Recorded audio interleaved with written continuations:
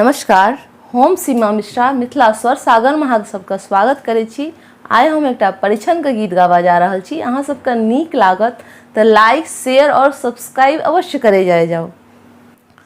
आओ आओ आओ बहिना सजना हमार है, आओ आओ आओ बहिना सजना हमार है।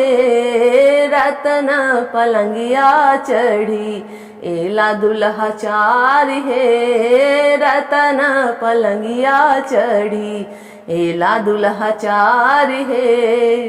लोग कन्याओ बहिना लाज बिसरी है, लोग कन्याओ बहिना लाज बिसरी है। जहने कुमारी सिया तेहने कुमार है, जहने कुमारी सिया तेहने कुमार है।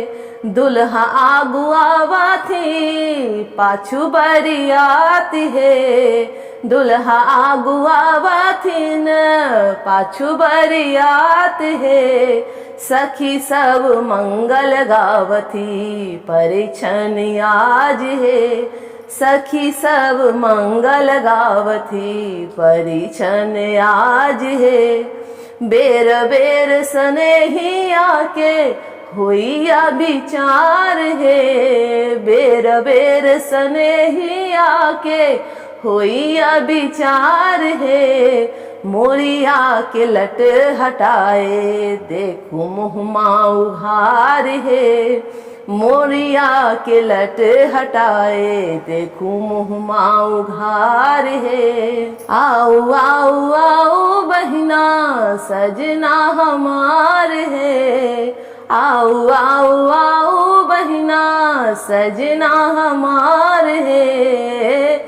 रतन पलंगिया चढ़ी एला दुल्हा चार है, रतन पलंगिया चढ़ी एला दुल्हा चार है।